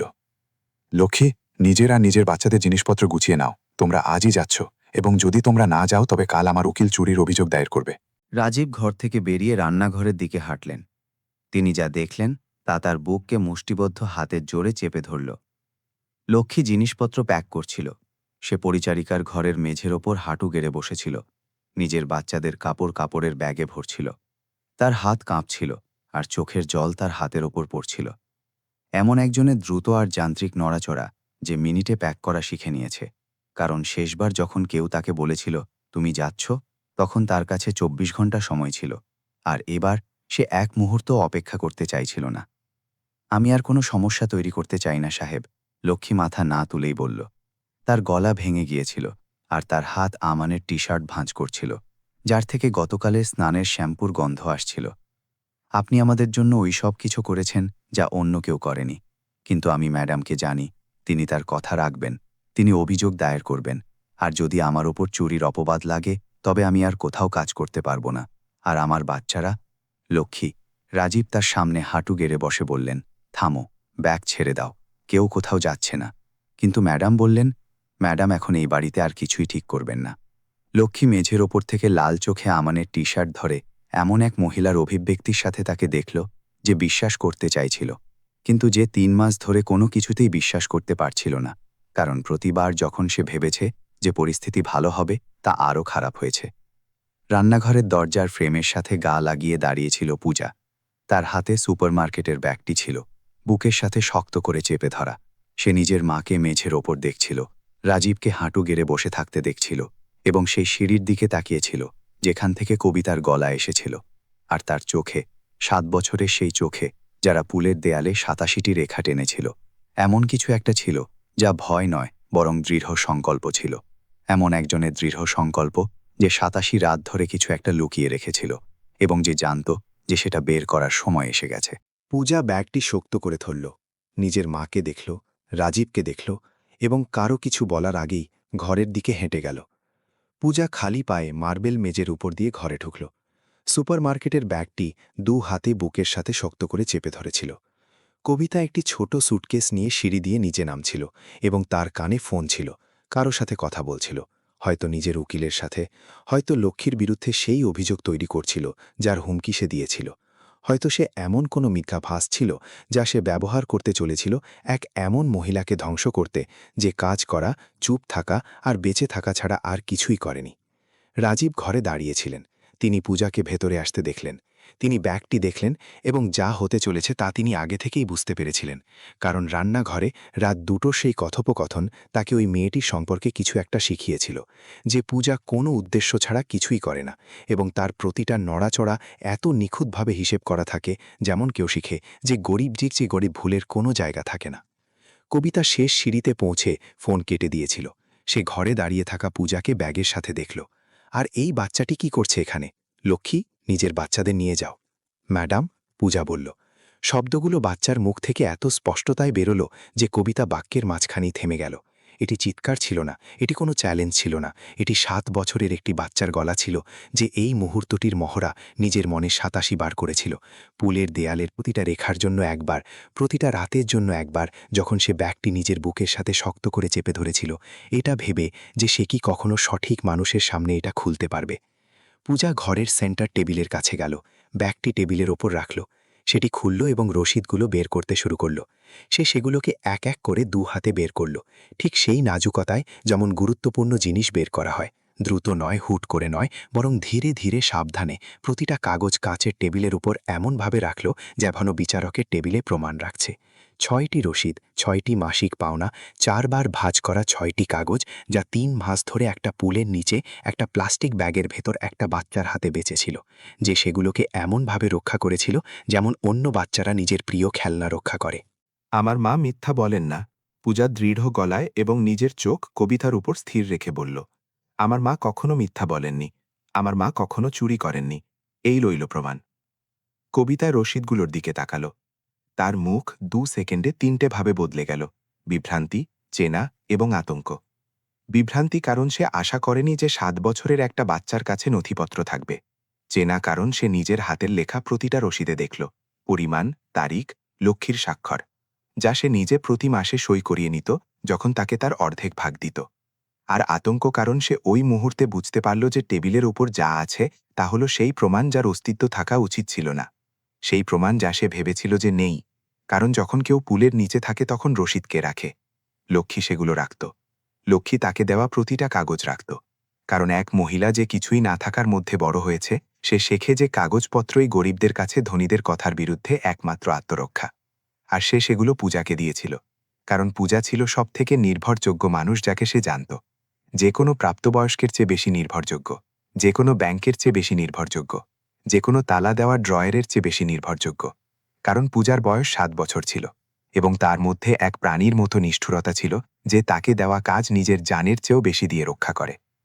কবিতা রসিদগুলোর দিকে হাত বাড়াল। এক দ্রুত সহজ নড়াচড়া, এমন একজনের হাত যে প্রমাণ গায়েব করে দিতে চায় বড্ড দেরি হওয়ার আগে। কিন্তু রাজীব দ্রুত ছিলেন। তিনি কবিতার স্পর্শ করার আগেই কাগজগুলোর উপর হাত রাখলেন। সেগুলো টেবিল থেকে তুলে নিলেন এবং নিজের পকেট থেকে ফোন বের করলেন। তিনি প্রতিটা রসিদের ছবি তুললেন, 6টিরই এক এক করে। তারিখ দেখা যাচ্ছিল, পরিমাণ দেখা যাচ্ছিল, কবিতার হাতের লেখা দেখা যাচ্ছিল, লক্ষ্মীর স্বাক্ষর দেখা যাচ্ছিল। 6টি ছবি যা স্বয়ংক্রিয়ভাবে ক্লাউডে সেভ হয়ে গেল এবং যেগুলোকে এখন আর মোছা যাবে না, না ছেঁড়া যাবে আর না অস্বীকার করা যাবে। 18,000। রাজীব ফোন রাখতে রাখতে এবং কবিতাকে এমন এক শান্তিতে দেখতে দেখতে বললেন, যা যে কোনো চিৎকারের চেয়ে বেশি ধ্বংসাত্মক ছিল। 6টি মাসিক পাওনা, প্রতিবার 6,000 করে, যা তুমি ছিনিয়ে নিয়েছ। 18,000 টাকা যা তুমি চুরি করেছ এমন এক মহিলার থেকে যে 12,000 কামায়, যার 3টে বাচ্চা আছে, যার কোনো স্বামী নেই, যার কোনো পরিবার নেই, যার কাছে এই চাকরি ছাড়া কিছুই নেই। 18,000 টাকা যা তুমি জুহুতে তোমার রাতের খাবার আর তোমার ব্যাগ আর তোমার স্যালনের জন্য ব্যবহার করেছ, যখন সে একটা পুলের নিচে একটা বাচ্চার সাথে পিচবোর্ডের বাক্সে ঘুমাচ্ছিল, কারণ তার কাছে কম্বল ছিল না। কবিতা জবাব দিল না। তার হাত এখনো টেবিলের দিকে বাড়ানো ছিল, যেখানে এখন আর কোনো রসিদ ছিল না, এবং তার মুখ অর্ধেক খোলা ছিল। আর তার চোখ রাজীব আর পূজা আর দরজা আর সিঁড়ির মধ্যে ঘুরছিল। একটা পথ খুঁজছিল, যা ছিল না। কারণ পথ তখন বন্ধ হয়ে যায় যখন সত্যের কাছে প্রমাণ থাকে। আর যখন সে তোমাকে জিজ্ঞেস করল কেন, রাজীব বলতে থাকলেন, তুমি তাকে হুমকি দিলে। তুমি তাকে বললে যে যদি সে কথা বলে তবে তুমি তাকে চাকরি থেকে বের করে দেবে আর আমাকে বলবে যে সে চুরি করত। তুমি ভয় দেখিয়ে তার মুখ বন্ধ করে দিলে। তুমি তাকে চুপ থাকা আর রাস্তায় থাকার মধ্যে, অথবা কথা বলা আর চাকরি হারানোর মধ্যে বেছে নিতে বাধ্য করলে, আর সে চুপ রইল। সে ৩ মাস চুপ ছিল। সে তখন চুপ ছিল যখন তার বাচ্চারা পিচবোর্ডের ওপর ঘুমাতো আর ঠান্ডা রুটি খেত। সে তখন চুপ ছিল যখন সে আমার রান্নাঘরে খিদের চোটে জ্ঞান হারাচ্ছিল আর আমার মেয়েকে দুধের বোতল এগিয়ে দিচ্ছিল। ঘর শান্ত হয়ে গেল, এমন নিস্তব্ধতা যা সত্য পুরো জায়গা দখল করে নেওয়ার পর তৈরি হয় এবং অন্য কিছুর জন্য আর জায়গা বাঁচে না। পূজা এখনও টেবিলের কাছে দাঁড়িয়েছিল। তার হাত পাশে ছিল এবং তার নজর কবিতার ওপর স্থির ছিল। ঘেন্না থেকে নয় বা প্রতিশোধের ভাবনা থেকে নয়, বরং এমন এক মেয়ের অভিব্যক্তির সাথে যে নিজের একমাত্র মিশন শেষ করে ফেলেছে এবং যে এখন এটা দেখার জন্য অপেক্ষা করছে যে যখন সত্যের কাছে শেষ পর্যন্ত প্রমাণ থাকে তখন কি হয়। লক্ষ্মী ঘরের দরজায় দেখা দিল। সে ধ্রুবকে কোলে নিয়ে আর আমন তার প্যান্ট ধরে লাল চোখে আর চোখে জলে ভেজা মুখে ফ্রেমের মধ্যে দাঁড়িয়েছিল, কারণ সে রান্নাঘর থেকে সবকিছু শুনেছিল। পূজার প্রতিটা শব্দ, রাজীবের প্রতিটা সংখ্যা, কবিতার প্রতিটা নিস্তব্ধতা, এবং তার মুখে লজ্জা বা ভয় ছিল না, বরং এমন কিছু একটা ছিল যা লক্ষ্মী ৩ মাসে অনুভব করার অনুমতি দিনি। এই অনুভূতি যে কেউ তাকে দেখছিল। কবিতা লক্ষ্মীকে দেখল। সে ওই মহিলাকে দেখল যার থেকে সে ১৮,০০০ টাকা চুরি করেছিল। দরজায় ধ্রুবকে কোলে নিয়ে এবং একটা বাচ্চা তার পা ধরে থাকা এবং পরিষ্কার জামা কাপড় যা সবসময় পরিষ্কার ছিল আর মর্যাদা যা সবসময় অক্ষুণ্ণ ছিল। কবিতার মুখে যা ফুটে উঠল তা অনুশোচনা ছিল না, তা ছিল এমন একজনের অস্বস্তি যে নিজেকে ওই ব্যক্তির চোখে প্রতিফলিত দেখছে যাকে সে আঘাত করেছে এবং যে চোখ মেলা। কাল আমার উকিল আসছেন, রাজীব বললেন। তুমি প্রতিটা পয়সা ফেরত দেবে এবং যাতে তোমাকে সই করতে হবে তাতে সই করবে। আজ রাতে তুমি যাচ্ছ। কবিতা কোনো জবাব না দিয়ে সিঁড়ি দিয়ে ওপরে উঠে গেল, দুটো স্যুটকেস গুছিয়ে নিল, একটা ট্যাক্সি ডাকল এবং মালাবার হিলের প্রাসাদ থেকে রবিবার সকাল ১১টার সময় সেই দরজা দিয়েই বেরিয়ে গেল যেখান দিয়ে সে ৮ বছর আগে ভেতরে এসেছিল। তফাৎ শুধু এই যে এবার কেউ তাকে দরজা পর্যন্ত ছাড়তে এলো না, কেউ তার স্যুটকেস তুলে দিল না এবং কেউ তাকে বিদায় জানালো না। ৩টি বাচ্চা বুঝতে পারল না কেন তাদের মা স্যুটকেস নিয়ে চলে গেল। রাজীব তাদের বললেন যে মাকে কিছুদিনের জন্য বাইরে যেতে হয়েছে। আরিয়ান জিজ্ঞেস করল যে লক্ষ্মী আর বাচ্চারা কি এখানেই থাকবে? রাজীব বললেন হ্যাঁ। আর আরিয়ান আমানের হাত ধরল এবং তাকে ঘরের দিকে টেনে নিয়ে গেল আর বলল, এসো, আমি তোমাকে আমার গাড়িগুলো দেখাই। ৪ বছরের বাচ্চার সহজতায়, যার জন্য জিনিসগুলো সরল হয়, যারা থাকে তারাই গুরুত্বপূর্ণ। ৬টি বাচ্চা ওই দিন দুপুরে ঘরে একসাথে বসল। ৩টি বাচ্চা আমানকে তাদের খেলনা দেখালো, আর আমান সেগুলোকে একই অভিব্যক্তি দিয়ে দেখছিল যেখান দিয়ে সে গরম জলকে দেখেছিল। এমন একজনের অভিব্যক্তি যে আবিষ্কার করে যে এমন জিনিসও অস্তিত্বশীল যা অন্য বাচ্চারা স্বাভাবিক বলে মনে করে। পূজা মায়েরাকে কোলে নিয়ে সোফায় বসেছিল এবং তাকে একটি গল্প পড়ে শোনাচ্ছিল, সেই একই ধৈর্যের সাথে যেমন কোনো মেয়ে বছরের পর বছর ধরে নিজের ভাইদের গল্প পড়ে শোনাচ্ছে এবং যে নিজের আর ধারের ভাইদের মধ্যে কোনো তফাৎ করে না। আর ধ্রুব ঘরের মেঝের উপর হামাগুড়ি দিচ্ছিল একটা বল তাড়া করতে করতে, যা রোহান বারবার গড়িয়ে দিচ্ছিল। আর প্রতিবার যখন ধ্রুব সেটা ধরছিল, রোহান হাততালি দিচ্ছিল। আর ধ্রুব ওই বাচ্চার হাসিতে হাসছিল যা ঘরকে এমন কিছু দিয়ে ভরিয়ে দেয় যা আসবাবপত্র আর পর্দা আর মার্বেল মেঝে ভরিয়ে দিতে পারে না। রাজীব ঘরের দরজা থেকে তাদের দেখলেন। ৬টি বাচ্চা, ৩ জন যাদের কাছে সবকিছু ছিল আর ৩ জন যাদের কাছে কিছুই ছিল না, মেঝের ওপর একসাথে খেলছিল যেন তফাৎ অস্তিত্বশীলই ছিল না। কারণ বাচ্চাদের জন্য তফাৎ থাকে না। তফাৎ বড়দের এক আবিষ্কার যা বাচ্চারা এখনও দেখতে শেখেনি। ওই রাতে যখন ৬টি বাচ্চা ঘুমিয়েছিল, রাজীব রান্নাঘরে গেলেন। লক্ষ্মী সেখানেই বসেছিল, সেই স্টুলেই যেখানে পূজা আগের রাতে বসেছিল। তার হাত কাউন্টারের ওপর ছিল এবং তার চোখ জানলা দিয়ে বাগান দেখছিল, আর শলটি তার কোলে ভাঁজ করা ছিল, কারণ ধ্রুব এখন বিছানায় ঘুমোচ্ছিল আর তার শলের প্রয়োজন ছিল না। কিন্তু লক্ষ্মী সেটিকে নিজের কোলে এমনভাবেই রেখেছিল যেমন ওইসব জিনিসকে রাখা হয় যা এখন ওই কাজের জন্য আর কার্যকর নয়, যার জন্য সেগুলো তৈরি হয়েছিল, কিন্তু যাদের মানে এত বেশি যে তাদের ছেড়ে দেওয়া যায় না। রাজীব তার পাশে বসলেন, কথা বললেন না। লক্ষ্মীও কথা বলল না। আর যে নিস্তব্ধতা তারা ভাগ নিলেন তা ৩ বছরের মধ্যে প্রথম নিস্তব্ধতা, যা সেই সব কথাই ঠাসা ছিল না, যা একজন জানত না আর অন্যজন বলতে পারছিল না। এটি একটি পরিষ্কার নিস্তব্ধতা ছিল, দুজন মানুষের নিস্তব্ধতা যারা শেষ পর্যন্ত সত্যের একই দিকে ছিলেন। ৮ মাস পর ঘাটকোপার বস্তির একটি শান্ত রাস্তায়, সেই বস্তি যেখানে লক্ষ্মী কবিতার দ্বারা বেতন কাটা হওয়ার আর তার দুনিয়া ভেঙে পড়ার আগে থাকত, একটি ছোট বাড়ি ছিল যার নীল দরজা আর একটি জানলা এমন এক উঠোনে খুলত যেখানে একটি কাপড় শুকোনোর দড়ি আর তুলসীর একটি টব আর কিছু ছিল না, কিন্তু যা লক্ষ্মী আর তার বাচ্চাদের জন্য যে কোনো প্রাসাদের চেয়ে বড় ছিল, কারণ সেটি তাদের নিজস্ব ছিল। রাজীব প্রথম ৬ মাসের ভাড়া আর পুরো মেরামতের টাকা দিয়ে দিয়েছিলেন। পেন্টিং, প্লাম্বিং, একটি নতুন উনুন, একটি ওয়াটার হিটার, যাতে আমনকে আর কখনো এটা আবিষ্কার করতে না হয় যে গরম জল অস্তিত্বশীল হয়। লক্ষ্মী তাকে বলেছিল যে সে এটা গ্রহণ করতে পারবে না। রাজীব তাকে বলেছিলেন যে এটি কোনো উপহার নয়, বরং একটি ঋণ, এমন এক মানুষের ঋণ যে ৩ বছর ধরে পেরোলে সই করেছিল, কিন্তু এটা যাচাই করেনি যে টাকা যেখানে পৌঁছানো উচিত ছিল সেখানে পৌঁছাচ্ছে কিনা। লক্ষ্মী এই শর্তে রাজি হয়েছিল যে যখন সে স্থিতিশীল হবে তখন সে ভাড়া নিজে দেবে। রাজীব শর্ত মেনে নিয়েছিলেন, এটা জেনে যে লক্ষ্মী সেটি পূরণ করবে, কারণ লক্ষ্মী যা বলতো তা সবসময় পূরণ করত। এটি এমন কিছু যা তিনি অনেক দেরিতে শিখেছিলেন এবং তিনি তা ভুলবেন না। পূজা ৩য় শ্রেণীতে ৩টি বাচ্চার স্কুলেই ভর্তি হল এবং ২য় মাসেই সে ক্লাসের সেরা ছাত্রী ছিল। শিক্ষিকা রাজীবকে অভিভাবক সভায় বলেছিলেন যে পূজার মধ্যে এমন কিছু একটা ছিল যা তিনি ৩০ বছরের শিক্ষকতায় দেখেননি। এক শৃঙ্খলা যা চাপ থেকে নয় বরং দৃঢ় বিশ্বাস থেকে আসছিল। এমন এক বাচ্চার দৃঢ় বিশ্বাস যে পুলের নিচে শিখেছিল যে পড়াশোনা করা পিচবোর্ডের বাক্স আর নীল দরজাওয়ালা বাড়ির মধ্যেকার তফাৎ ছিল। শুক্রবার পূজা ৩টি বাচ্চার সাথে মালাবার হিলের প্রাসাদে যেত এবং ৫ জন ডাইনিং টেবিলে একসাথে হোমওয়ার্ক করত, আর পূজা আরিয়ানকে ভাগ করা শেখাত, এক শিক্ষিকার ধৈর্যের সাথে আর এমন একজনের অধিকার থেকে যে জানে যে জ্ঞানই একমাত্র জিনিস যা কেউ আপনার থেকে কেড়ে নিতে পারে না। আমনের কাছে ২৪টি রঙিন পেন্সিলের একটি পুরো সেট ছিল, যা রাজীব তাকে স্কুলের প্রথম দিনে উপহার দিয়েছিলেন। সে সেগুলোকে রং অনুযায়ী গুছিয়ে রেখেছিল, এক পাশে উষ্ণ রং, অন্য পাশে শীতল রং, সেই একই শৃঙ্খলার আবেগের সাথে যা তার কাছে পুলের নিচে নিজের ৩টে শীষহীন পেন্সিল সাজানোর সময় ছিল। পুরনো খাতাটি এখনও রাখা ছিল, লক্ষ্মী সেটি ফেলেনি। সেটিকে ঘরের শেলফে ৩টি বাচ্চার একটি ছবির পাশে রেখেছিল। প্রথম পাতায় খোলা ছিল, যেখানে এখনও তার হাতের লেখা নীল মার্কার দিয়ে পড়া যেত, পড়াশোনা করো আমার ভালোবাসা, একদিন আমাদের কাছে একটা আসল বাড়ি হবে। আর নিচে আমনের হাতের লেখায়, যা এখন আর কাঁপা কাঁপা ছিল না বরং দৃঢ় ছিল, কারণ এক বাচ্চা যে প্রতিদিন একটা ডেস্কে লেখে সে নিজের হাতের লেখায় উন্নতি করে, ঠিক সেইভাবে যেমন এক পেশি যা ব্যায়াম করে তা মজবুত হয়। আমাদের কাছে এখন একটা আসল বাড়ি আছে মা।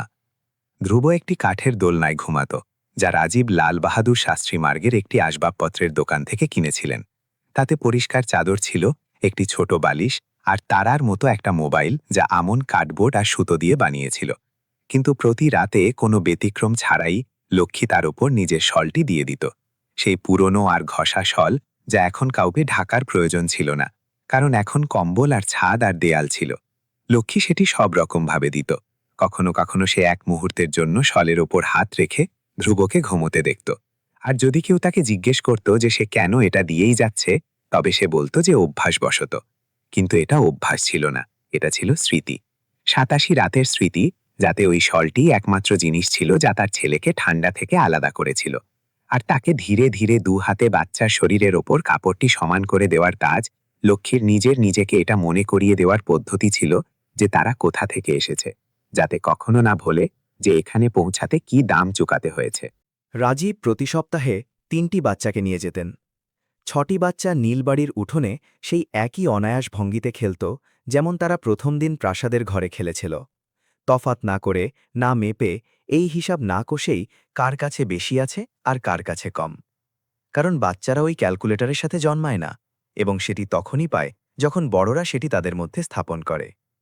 আরিয়ান আমনকে বস্তির ফুটপাথে সাইকেল চালানো শেখাল। মায়েরা আর পূজা একটি গোপন ভাষার আবিষ্কার করল, যা কেবল ওরাই বুঝত।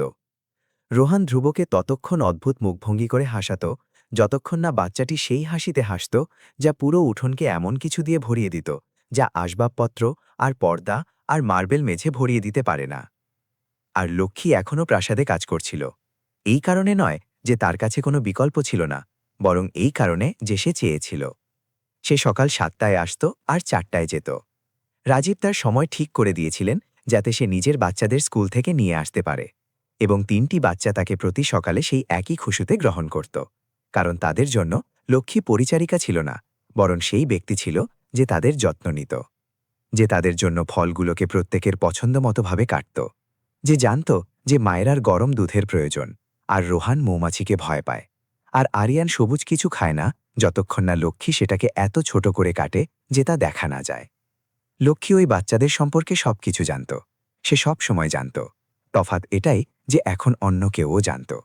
প্রাসাদের 2য় তলার অফিসে ওই ড্রয়ারে যেখানে রাজীব আগে সুপারমার্কেটের বিল আর সরবরাহের চুক্তিপত্র রাখতেন, এখন সেখানে একটি বস্তু ছিল যা কোনো হিসাবরক্ষণের বিভাগের সাথে সম্পর্কিত ছিল না। এটি একটি ছোট তুবড়ে যাওয়া, কোণাগুলো মুচড়ে যাওয়া এবং একপাশে জলীয় দাগ থাকা পিচবোর্ডের বাক্স ছিল, আর খবরের কাগজ এখনও তলার সাথে লেগেছিল। ওই বাক্সটি যাতে ধ্রুব 87 রাত পর্যন্ত মিঠে নদীর উপর একটি পুলের নিচে ঘুমিয়েছিল। রাজীব সেটি সেই দিন পুল থেকে নিয়ে এসেছিলেন যেদিন তিনি বাকি জিনিসপত্র আনতে ফিরে গিয়েছিলেন। তিনি সেটি পরিষ্কার করেছিলেন, রেখে দিয়েছিলেন এবং ভেতরের ঢাকনায় লক্ষ্মী দ্বারা রবিবার ফোনে পাঠানো একটি ছবি সেটে দিয়েছিলেন। 6টি বাচ্চা নীল বাড়ির উঠোনে বসেছিল, তাদের পা নিচু পাঁচিল থেকে ঝুলছিল এবং তাদের পাশে বসা মানুষদের কাঁধে হাত ছিল। পূজা একদিকে নিজের গম্ভীর মুখের সাথে, আর ধ্রুব অন্যদিকে আরিয়ানের কোলে, আর মাঝখানের 4 বাচ্চা বাচ্চাদের হাসির সাথে হাসছে, যারা জানে না যে তাদের ছবি তোলা হচ্ছে, এবং তাই তারা সত্যিই হাসছে। ছবির নিচে নিজের হাতের লেখায় রাজীব লিখেছিলেন, যা আমি দেখিনি তা যেন কখনো না ভুলি তার জন্য।